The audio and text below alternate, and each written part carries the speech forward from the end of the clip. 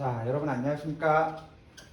자, 온라인 수업이 계속되고 있네요. 얼마나 계속될지는 알 수 없지만 분명한 건 끝이 있을 거라는 생각으로 우리 잘 이 시기를 견뎌냈으면 좋겠습니다. 오늘은 서아시아 3부작의 이제 마지막 이야기죠. 마지막 이야기. 자, 오늘만 잘 견디면 서아시아를 우리가 잘 끝낼 수 있다는 안도감, 이런 마음을 먹으면서 수업 전에 하고 싶은 말, 이맘때쯤 이분 이야기를 또 꺼내야 될 것 같아서 자, 여기 지금 한 분이 있습니다. 빛바랜 사진 속에 이 주인공. 혹시 누군지 아실까요? 아마도 눈치챈 분이 많을 것 같은데 도마 안중근 의사이죠. 제가 이분을 오늘 언급하는 이유는 여기 보시면 이또를 하얼빈역에서 사살한 이 안중근 의사가 바로 이맘때 1910년 3월 26일 순국하셨으니까 바로 지난주 토요일이 됩니다. 그때가 돌아가신 지 112주년이 되는 해였죠. 그래서 이분이 남긴 참 많은 것들이 있는데 그 중에 저희가 좀 되새길 만한 것 하나를 좀 소개할까 합니다. 글씨를 참 많이 남기셨어요. 글씨 중에 한 문구를 좀 떠올리려고 하는데 여기 지금 총 8자가 써 있고 이게 이제 언제 쓰였냐, 어디서 쓰였냐, 이게 이제 그 귀퉁이에 작은 글씨로 써 있습니다. 제가 한자를 좀 읽어드리면 경술년 3월이라고 써 있습니다. 경술년 3월. 그럼 경술년이 언제냐? 여러분, 경술년은 우리 나라가 망한 1910년도를 경술국치라고 합니다. 그러니까 1910년도 3월 달에 썼다 이런 말이에요. 1910년 3월 달. 안중근 의사에게 1910년 3월 달은 언제일까요? 다시 앞을 볼까요? 안중근 의사가 돌아가신 사형을 집행한 그 달이 바로 경술년 3월이었어요. 그러니까 죽기 정말 얼마 전에 사형언도를 받고 이제 내가 죽을 날이 바로 코앞에 왔구나. 바로 그 결사의 마음으로 글씨를 남긴 겁니다. 지금 이 글씨에 보면 경술년 3월 여순감옥에서 라고 써 있어요. 여순감옥. 본인 이제 갇혀있죠. 우리 저 중국 땅 여순의 감옥에 갇혀서 바로 내일 죽어도 이상치 않은 바로 그 절체절명의 순간에 글을 남기신 겁니다. 대한국인 안중근, 단지된 자신의 손바닥을 도장처럼 찍어서 이 8자를 남겼어요. 물론 다른 글도 있지만 이 글을 좀 살피려고 합니다. 중용에 나오는 구절이에요. 중용에 나오는 구절. 아마도 안중근 의사가 그때 꼭 하고 싶은 이야기, 죽기 전에 꼭 하고 싶은 이야기가 담겨 있을 듯한데 글자는 그렇게 어려운 글자가 아닙니다. 제가 해석 드릴게요. 높은 곳에 오르려거든. 높은 곳에 오르려거든. 가장 비천하고 낮은 곳으로부터 시작하여야 하고. 그렇죠. 높은 곳에 오르려면 처음부터 높은 곳에 닿을 수가 없는 거죠. 가장 낮은 곳부터 하나하나 가야 된다는 뜻입니다. 그리고 먼 곳으로 떠나려거든. 가장 가까운 곳으로부터 시작해야 된다. 사실 생각해보면 조금은 슬픈 느낌이 저는 들어요. 왜냐? 안중근 의사는 더 이상 높은 곳도 멀리 있는 곳도 갈 수가 없는 처지입니다. 이제 곧 생명을 다하는 그 순간이에요. 그러니 어쩌면 이 네 구절은 그의 유언과도 같은, 혹은 나의 길을 따르는 또 다른 어떤 사람들에게 꼭 하고 싶은 말. 너 높은 곳에 가고 싶니? 그러면 지금부터 높은 곳을 생각지 말고 너의 지금 낮은 곳, 비천한 곳, 거기가 정상이야. 거기가 당연한 거야. 여러분 3월 모의고사 보셨고 성적표도 받으셨습니다. 어떻게? 높은 곳인가요? 아마도 마음은 높은 곳을 향하겠지만 자신의 자리가 높은 곳이 아니라는 걸 또 한 번 실감하는 순간이 되었을 겁니다. 그러나 그것이 당연한 거예요. 높은 곳에 오르려는 사람은 지금 이 자리가 높은 곳 일리 없습니다. 여러분의 자리가 혹 비천하여도 혹 낮은 곳이라도 거기서부터 시작하시면 됩니다. 거기서부터 시작하시면 되고, 먼 곳, 여러분이 정말 끝까지 가야 될 어떤 목적지, 그곳 한 번에 갈 수 없어요. 여러분이 종례 끝나고 집에 가는데도 수없는 발걸음을 걸어야 할텐데 어찌하여서 여러분이 닫고자 하는 곳을 한꺼번에 갈 수 있을까요? 지금 여러분이 해야 될 것은 지금 여러분 곁에 바로 코앞에 있는 것, 지금 이 순간 한 발 한 발 열심히 내딛다 보면 분명한 것은 그 먼 곳도 닿을 법하다. 닿을 수밖에 없다. 이런 이야기를 하는 거죠. 높은 곳, 먼 곳, 이곳은 아마 독립일 겁니다. 안중근 의사 혹은 그 시대에 독립운동하는 모든 분들의 정말 마음이겠죠. 그분들이 확신했을까요? 확신 못했습니다. 확신 못했어요. 함에도 불구하고 해야 되는 거죠. 할 수밖에 없는 어떤 것. 여러분도 사실 대학 간에 뭐 이것저것 있지만 엄밀하게 말하면 독립하는 거예요. 여러분 인생의 독립을 꿈꾸면서 지금 이 길을 가는 것이기 때문에 이 독립운동가의 마음과 크게 다르지 않을 듯 하여서 오늘 안중근 의사의 이 네 마디 여러분에게 또 하나의 희망이 될 듯 싶어서 소개합니다. 자, 오늘 3부작 우리 투르크를 중심으로 하는 이 3부작 이야기, 지난 시간에 셀주크 투르크 봤어요. 셀주크 투르크가 중앙아시아로부터 서아시아로 밀려 들어왔고 아바스를 장악했지만 술탄이란 정치적 칭호만 얻었다 그랬어요. 그리고 성지순례를 박해하고 비잔티움을 압박하면서 십자군 전쟁을 초래하였다. 여기까지 맞고, 자, 그런 과정에서 13세기 몽골이 쳐들어와서 결국 기존의 정말 숨만 쉬고 있던 아바스와 그리고 정치적 실권을 가졌던 셀주크 투르크가 모두 몽골에게 무너진다. 언제? 13세기. 그러니까 13세기에 몽골이 있었고, 그 다음 이야기는 이제 몽골이 사라진 그 다음 14세기 이야기가 됩니다. 자, 거기 나오는 티무르가 있죠. 자, 14세기로부터 시작됩니다. 건국 14세기 후반이고, 자, 건국자가 티무르이기 때문에 티무르 제국이에요. 자, 티무르는 징기스칸의 계승자를 자처하면서 몽골 제국의 재건을 선언하였다. 그러니까 이제 흐름이 이런 거예요. 몽골이 거대했었고 몽골이 빠져나갔지만 이 동네 서아시아에서 야, 몽골을 다시 꿈꾸면 되지 않을까? 몽골을 내가 한번 이어받으면 될까? 그런 야심을 가진 티무르라는 자가 다시금 몽골의 어떤 계승을 선언한 거죠. 징기스칸이라는 사람이 나오고, 여러분은 잘 아는 사람이죠. 몽골의 건국자이기도 할 텐데, 징기스칸은 호칭입니다. 호칭. 그러니까 세종대왕 같은 호칭이에요. 세종대왕도 본명이 있죠. 이도라는 본명이 있는데 세종, 우리가 이렇게 부릅니다. 징기스칸도 본명이 있어요. 징기스칸의 본명이 태무친입니다. 태무친. 태무친이고, 태무친이라는 말을 이 서아시아 말로 뭐라고 하냐? 티무르라고 해요.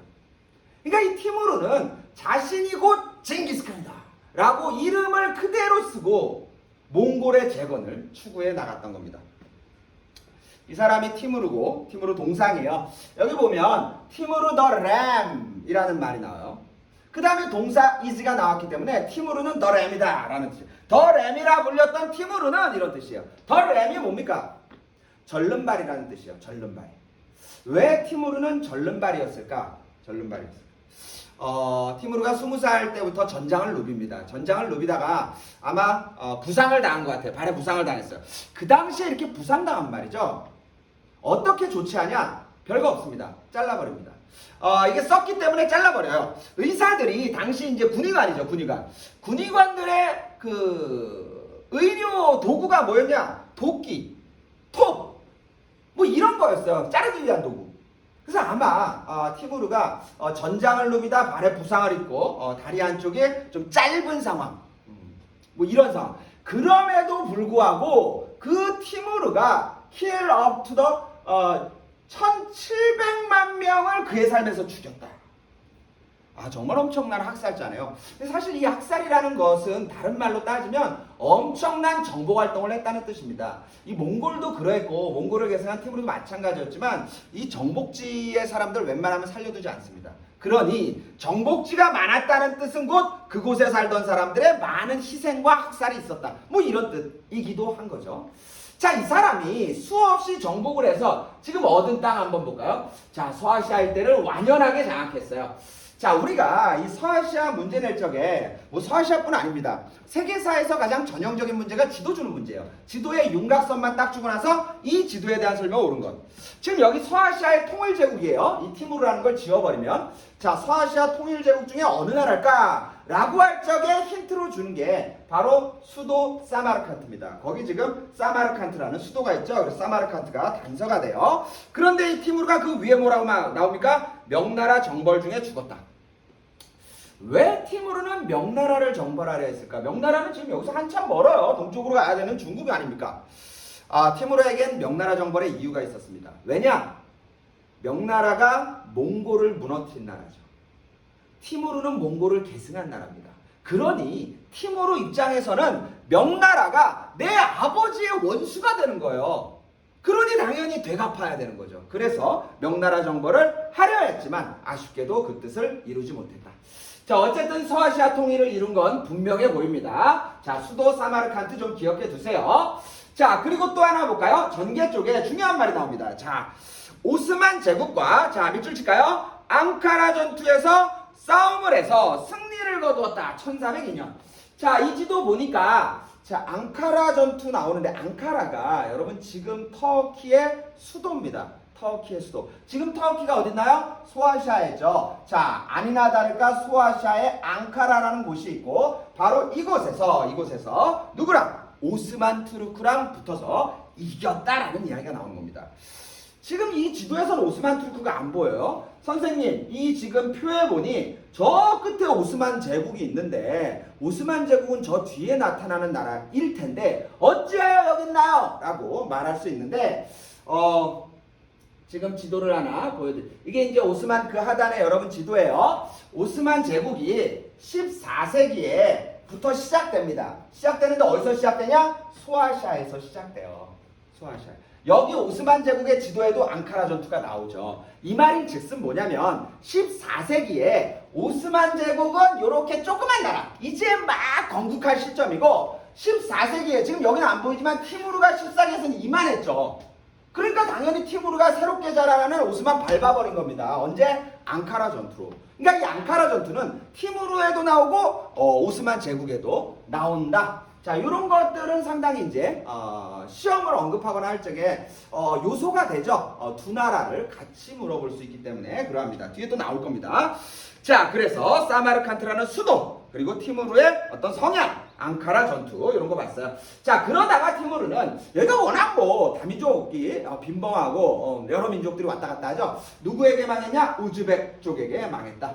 지금도 이 중앙아시아 쪽에 우즈베키스탄에 공화국이 있습니다. 우즈벡 쪽이 건국한 나라예요. 우즈벡 쪽에 망하더라. 자, 티무르 깔끔하게 끝났어요.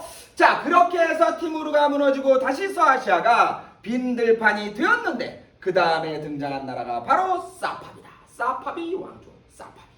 자, 사파비라는 나라는 그 이후 16세기에 건국하고 건국자는 이스마일 1세인데 자, 중요한 말이 나옵니다. 밑줄. 시아파 이슬람이다. 사실은 이슬람 건국하고 나서 저 무하마드부터 2부 그리고 지금 배우는 3부에 나오는 모든 나라 다 이슬람 국가예요. 제가 언급 안 했지만 다 이슬람 국가입니다. 자, 그리고 언급을 안 했다면 모든 나라는 그 이슬람에 속하는 모든 나라는 수니파입니다. 수니파요. 왜? 수니파가 다수이고 수니파가 다수이다 보니 굳이 하나하나 언급 안 한 겁니다. 그러면 수니파가 아닌 나라는 좀 구별해야겠지. 그게 바로 사파비예요. 사파비는 시아파입니다. 시아파는 그 앞서 말한 대로 시아 알리를 따르는 무리들이죠.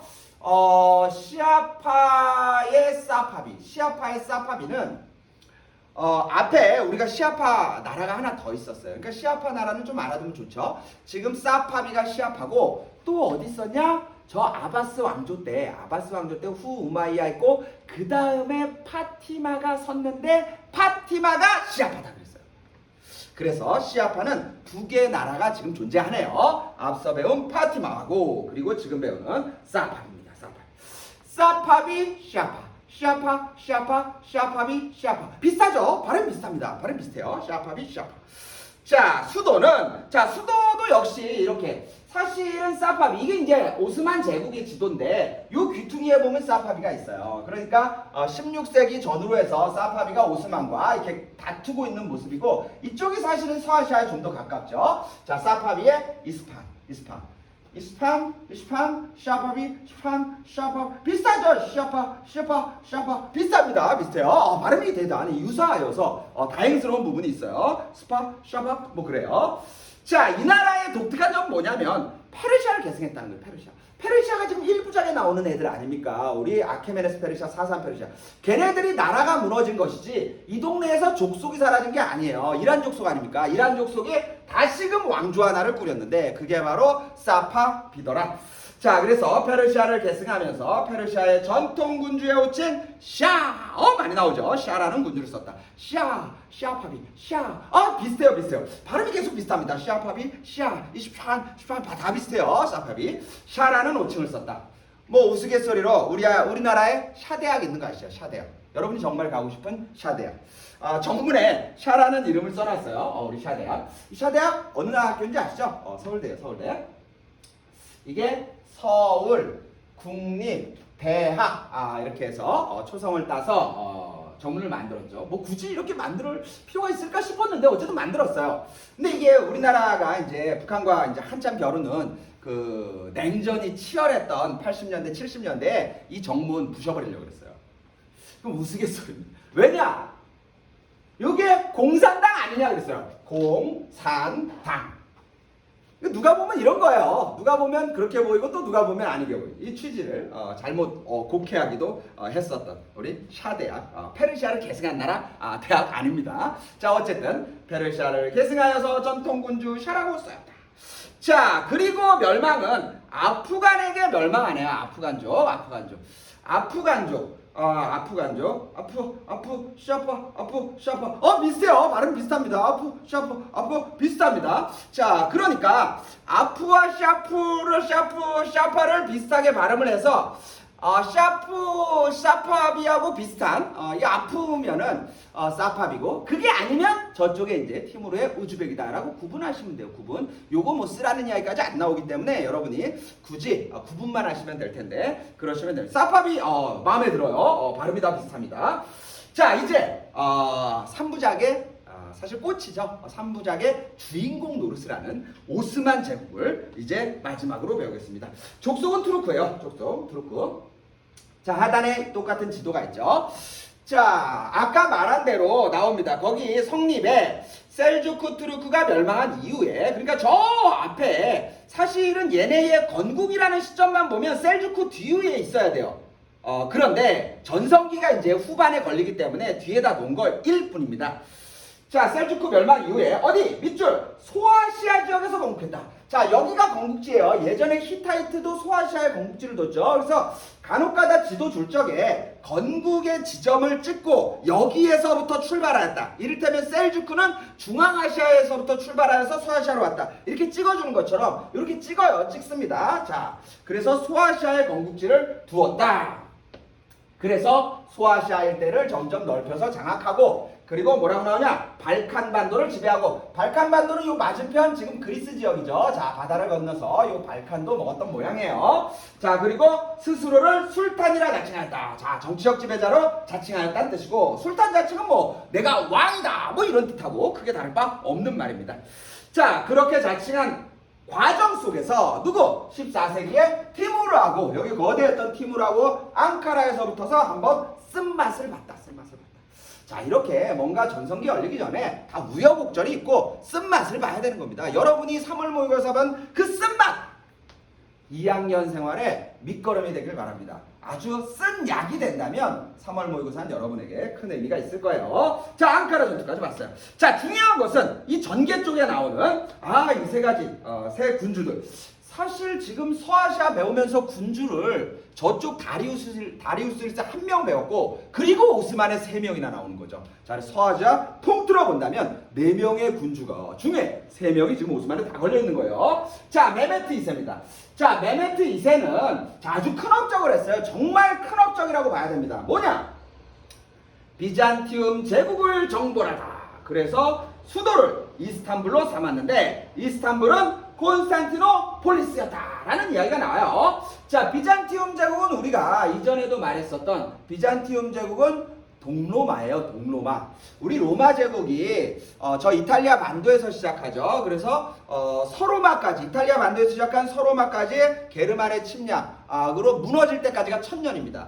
그런데 서로마 무너지고 로마가 계속 이렇게 사라진 게 아니고 동로마 비잔티움으로 이어져서 비잔티움이 다시 1000년간 5세기 게르만부터 해서 지금 뭐예요? 1454년이니까 15세기 아닙니까? 그러니까 5세기부터 15세기 다시 1000년의 역사를 비잔티움이 이어나가요. 그러니까 로마 2000년의 역사를 하는데 그 1000년의 역사를 이어가던 이 비잔티움이 여기 발칸 위쪽을 장악하고 있었는데 여기 비잔티움과 싸워서 이겼다는 겁니다. 1000년 제국을 무너뜨렸다는 거예요. 여기 보면 콘스탄티노폴리스가 나오고 콘스탄티노폴리스가 딱 여기 비잔티움과 오스만의 딱 교착점이죠. 여기가 비잔티움의 수도예요. 수도. 비잔티움의 수도를 결국 장악해서 그 비잔티움의 수도를 오스만의 수도로 삼은 겁니다. 그러니까 콘스탄티노폴리스를 이스탄불로 삼았다 이렇게 되는 거죠. 이스탄불이 이슬람의 도시 이런 뜻이에요. 결국 기독교 천년 국가를 무너뜨린. 그래서 지금 이 오스만을 이제 계승한 나라가 터키고 터키에서 가장 선호하는 번호 핸드폰 번호라든지 아니면 차 번호 1454. 이거 구하지도 못한답니다. 뭐냐? 바로 자신의 제국의 가장 큰 전성기, 특히나 유럽을 대표하는 제국을 무너뜨린 바로 그 순간, 바로 비잔티움 제국을 정벌했다. 이 콘스탄티노폴리스가 보면 바다로 둘러싸여 있죠. 여기가 정복하기가 정말 어려웠던 모양입니다. 지금 이게 이제 그림으로 나오는 건데 여기 바다가 있고 이쪽이 콘스탄티노폴리스예요. 이쪽에 해협이 있고 이쪽이 이제 오스만인데 이 해협을 건너가면 사실은 치기가 되게 쉬운데 오스만에서 여기에다 이제 쇠줄을 쫙 걸어놓은 겁니다. 그러니까 배가 이쪽으로 못 들어가는 거예요. 그리고 나머지는 견고한 성체, 정말 성체가 너무 견고해서 웬만하면 안 뚫린다. 그러니까 견고한 성체와 천의 어떤 자연적인 바다 그리고 바다 해협을 쇠로 막아버리면서 쇠밧줄로 막아버리면서 끝까지 버텼던 모양인데 이 메메트 2세가 결국 이 요새를 무너뜨립니다. 이 요새를 무너뜨린 방법은 별거 없어요. 적이 생각하지 못하는 그런 기상천외한 그런 지점에 전술을 깔면 됩니다. 어떻게 했냐? 배를 못 띄우게 했다? 좋다. 그러면 우리 배 수백 척을 이쪽 육지로 올려버립니다. 배를 다 끌어갖고 육지로 올려버려요. 육지로 올려서 이 쇠그물을 피해서 저쪽에다 배를 띄워버립니다. 그러니까 피해서 이쪽으로 넘어갈 수 있는 것이고 그리고 이 견고한 성체를 어떻게 했냐? 여기 보면 엄청나게 큰 포가 있죠. 바실리카 포라고 여기에서 돌덩어리가 나가는데 이게 500kg짜리 돌덩이가 500kg짜리 돌덩이가 나가면 웬만한 성체 무너지지 아니할 수 없는 거죠. 그래서 해협에는 배가 치고 그리고 견고한 성체를 무너뜨리는 바실리카포가 이 콘스탄티노폴리스를 무너뜨리면서 천년 제국의 역사가 마감되는 겁니다. 그래서 영화도 있어요. 정복 1454. 이거는 이제 터키에서 만든 영화죠. 상당히 우리나라로 따지면 명량의 전, 이순신 이런 영화와 다를 바가 없습니다. 요 콘스탄티노폴리스에 다음에 이제 비잔티움 배울 적에 나오지만 가장 유명한 유물 지금도 여러분 터키 가면 이곳을 아니 들릴 수 없는 성소피아 성당 중세에서 가장 큰 성당이에요. 이 성당 짓는데 100년이 걸렸다는 이 성당을 사실은 이게 기독교의 그 성전 아닙니까? 그러니까 이슬람 입장에서는 장악하고 나서 부숴버리면 돼요. 아깝지만. 그런데 안 부쉈습니다. 안 부수고 그대로 이슬람 사원 썼어요. 이게 이슬람 사원이라는 게 느껴지는 게 바로 여기 있는 4개의 종탑이죠. 이거 지난번에 모스크 할 때 배웠죠? 미너렛 세우고 그대로 이슬람 사원 씁니다. 여기 보면 안으로 들어가면 이슬람 글자 많죠. 이슬람 사원 쓴 거예요. 근데 얘네들이 이슬람이 상당히 포용성이 있는 게 이 안에 원래 성당이었으니까 성화, 마리아의 그림, 예수의 그림 얼마나 많이 그려져 있겠어요. 그걸 다 부수지 않습니다. 부수지 않고 회벽치를 칠했어요. 쉽게 말하면 벽지로 가리기만 했습니다. 벽지. 그래서 그게 보존돼 있어서 지금 그 벽지만 뜯으면 다 나타나요. 그러니까 이 지금 성소피아 성당 가면 대단히 그 아름답습니다. 이슬람의 아름다움과 기독교의 아름다움이 이 한 건물 안에 정말 거대한 그 성당 안에서 다 느껴질 수 있는 정말 아름다움. 제가 죽기 전에 꼭 갈 겁니다. 열심히 돈을 벌어서 꼭 가고 싶은 성소피아 성당. 자, 그렇게 메메트 2세는 비잔티움을 정벌했고, 셀림 1세는 이집트의 맘루크 왕조를 정벌. 이게 사실 별거 아닌 것 같은데 오스만 제국 문제를 워낙 많이 내기 때문에 맘루크 정복이 또 많이 언급돼요. 맘루크는 이집트에 있습니다. 자, 이게 오스만이 성장할 때요. 티무르가 엄청 셌었죠. 이때 이제 앙카라에서 박살 난 거예요. 바로 이 장면에서 보면 맘루크가 여기 있죠. 맘루크가 이제 이집트에서 계속 번성했는데 오스만이 이제 티무르 지역으로 번성하고 이렇게 나가면서 맘루크도 친 거예요. 언제? 셀림 1세 때. 자, 세 번째 슐레이만 1세 때는 전성기래요. 헝가리를 정복하고 오스트리아의 빈을 포위했다. 헝가리가 어디고 오스트리아가 어디냐? 바로 여기죠. 유럽의 비잔티움, 드디어 비잔티움의 콘스탄티노플을 치면서 유럽의 정문이 열린 겁니다. 문이 열렸어요. 쏟아져 들어가는 거죠. 바로 여기에 헝가리가 있고 루마니아가 있고 그렇죠. 헝가리 정복하고 여러분 뭐 빈이라는 도시는 지금도 오스트리아의 수도죠. 오스트리아까지 진출했어요. 빈을 포위했습니다. 여기서 넘어가면 유럽 다 넘어가는 거예요. 사실 오스만도 유럽을 한꺼번에 삼킬 수 있는 기회를 만난 겁니다. 이때 교황이 야, 십자군 전쟁을 다시 벌이자, 이러다가 유럽 다 넘어가겠다. 그렇게 해서 유럽 전체가 똘똘 뭉쳐 싸웠지만 거기 뭐라고 나옵니까? 유럽 연합함대를 격파하면서 지중해를 장악할 정도로 오스만은 한치의 흔들림 없이 유럽으로 계속 진격해갔습니다. 그런데 멈췄죠. 빈 근방에서 멈췄습니다. 이때 멈춘 이유는 그 빈과 이탈리아, 오스트리아에서 활약하고 있던 합스부르크 가문, 그 당시에 뭐 가장 번성하고 돈이 많은 합스부르크 가문이 다 넘어가게 생겼어. 그래갖고 이제 협상을 해요. 야, 그만 좀 해라, 그만 좀. 야, 니네 필요한 거 뭐야? 혹시라도 돈이 필요하면 내가 다 퍼줄게. 그래서 이슬람에게 사실상 돈으로 멈추게 한 겁니다. 뭐 어찌 보면 다행스러운 것이고 뭐 다행인지 모르겠습니다. 그렇게 해서 여기까지 딱 멈춘 거예요. 자, 정말 유럽 한꺼번에 넘어갈 뻔했어요. 자, 그래서 사실 보세요. 자, 맘루크 먹었고 계속해서 아프리카 북변을 장악하고 지금 이쪽 유럽도 지금 동유럽 일대를 거의 다 장악했어. 소아시아 먹고. 그러니까 지중해의 거의 대부분을 지금 오스만이 차지하는 정말 거대한 제국이 형성된 거죠. 자, 그랬을 적에 그랬는데 쇠퇴하게 되네요. 자, 밑줄 칠까요? 레판토 해전에서 패배하게 됩니다. 레판토 해전에 그러면 누구냐? 도대체 누가 이 거대한 오스만 제국을 무너뜨렸냐? 만만치 않은 애들이 등장했어요. 바로 에스파냐의 펠리페 2세입니다. 에스파냐의 펠리페 2세는 말이죠. 에스파냐 사람이라면 모를 리 없는 군주. 우리나라의 세종대왕 광개토대왕급입니다. 그리고 유럽사에서 배울 거예요. 이 펠리페 2세가 왜 전성기를 열었냐면 이맘때에 에스파냐가 포르투갈과 더불어서 포르투갈은 뭐 신항로 개척, 신항로 개척은 같이 하는데 아메리카를 장악한 시점이 바로 이때 에스파냐입니다. 그러니까 에스파냐도 전성기예요. 여기에 에스파냐가 있죠. 에스파냐가 유일하게 여기 지금 화마에서 벗어난 지역이고 대서양을 건너서 아메리카의 금과 은을 장악하면서 가장 번성했어요. 그 번성을 구가했던 군주가 바로 펠리페 2세입니다.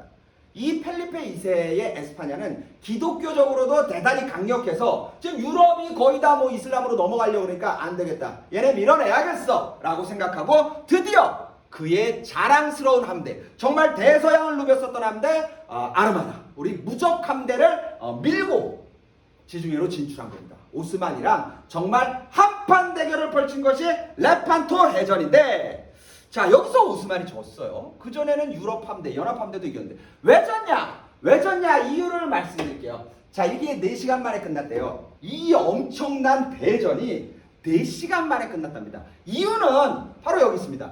요게 오스만의 배고 요게 에스파냐의 배입니다. 배를 자세히 보면 어떤 차이가 있어요. 도체 모양도 좀 다르고 가장 눈에 띄는 건 노입니다. 노. 여기 노가 있고 여긴 노가 없어요.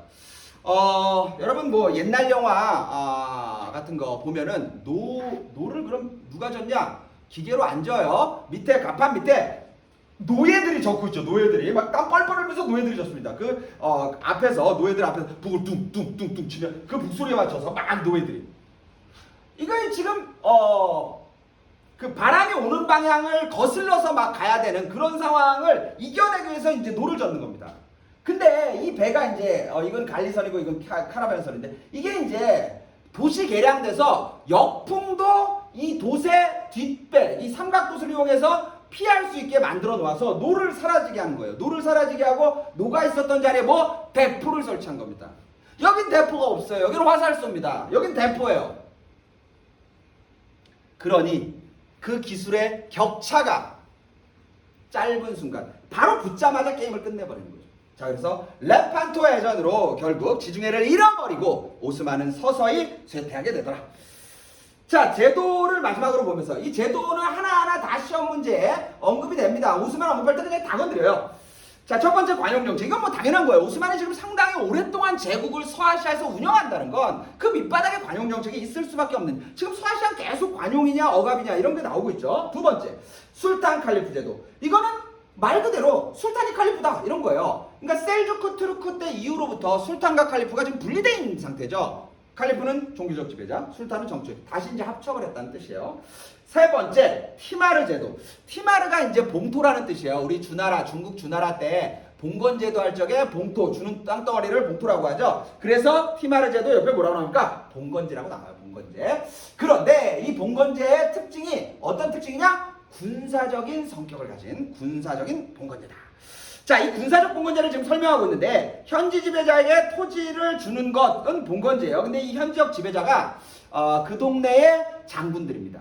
장군들. 그러니까 군사적 실력자예요. 군사적 실력자에게 토지를 주는 겁니다. 그럼 이 군사적 실력자가 그 토지를 운영하면서 군사적으로 뭔가를 하려면 돈이 필요하죠. 그래서 거기서 나올 수 있는, 토지에서 나오는 징세, 세금 거둘 수 있는 권한을 준 겁니다. 그래서 그 군사적 실력자가 자기 지역을 스스로 방어할 수 있도록, 영토가 커지니까 그렇게 스스로 방어, 군사적인 성격의 자기 방어가 가능한 그러한 형태의 봉건제를 썼다. 티마르 제도입니다. 사실은 그냥 군사적 봉건제 해버리면 되는데 세계사가 그 나라의 언어를 쓰죠. 티마르라는 지금 터키의 용어를 쓰는 거예요. 자, 네 번째 나오는 거 중요합니다. 이게 제일 많이 나와요, 사실은.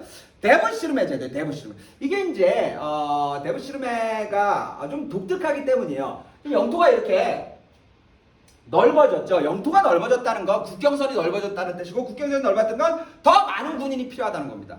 그래서 더 많은 군인을 얻기 위해서 이쪽 유럽 땅을 지금 많이 얻었죠. 유럽 사람들은 뭘 믿습니까? 기독교 믿죠. 그래서 기독교를 믿는 유럽인들을 군인으로 징발하는 것인데, 자, 어른들은 종교적으로 신념이 강하기 때문에 웬만하면 개종 안 해요. 근데 애들은 아직은 잘 모르죠. 그래서 거기 보면 뭐라고 하냐? 기독교, 그리스도교의 청소년들, 애들을 징집하는 겁니다. 애들을 군대에서 징집하는 거예요. 애들을 징집하면 애들은 이제 잘 모르니까 얘네들에게 이제 이슬람의 뭐 코란도 가르치고 뭐 간증도 시키고 찬송가도 가르치고 뭐 여러 가지, 그리고 많은 대가를 지불하게 하고, 물론 결혼 안 시켰습니다. 군인을 계속 하기 위해서. 그래서 이들을 자신의 군인으로 활용하는 거. 이 기독교 청소년을 군인으로 썼다는 게 대단히 특이하면서도 놀라운, 그렇기 때문에 데브시르메를 주목하는 거예요. 그렇게 해서 마련된 군대가 뭐냐? 자, 밑줄 예니체리. 데브시르메도 밑줄이고 당연한 것이고, 예니체리가 바로 원래 기독교 청소년들이에요. 그런데 이제 얘네가 이제 이슬람 군대가 된 거죠. 뉴 솔저라는 뜻입니다. 새로운 군대, 예니체리.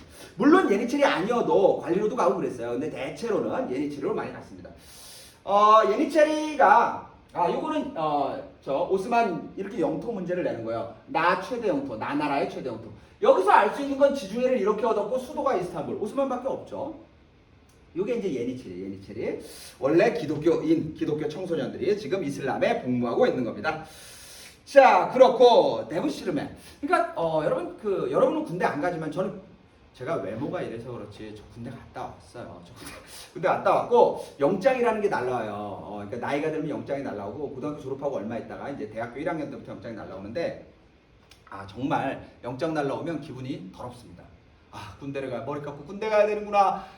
그거 가기 싫겠죠. 저도 가기 싫었어요. 여기 기독교 청소년들도 아마 처음 마음은 가기 싫었을 거예요. 근데 데리고 가려고 하죠. 데리고 가려고 하는데 난 싫어.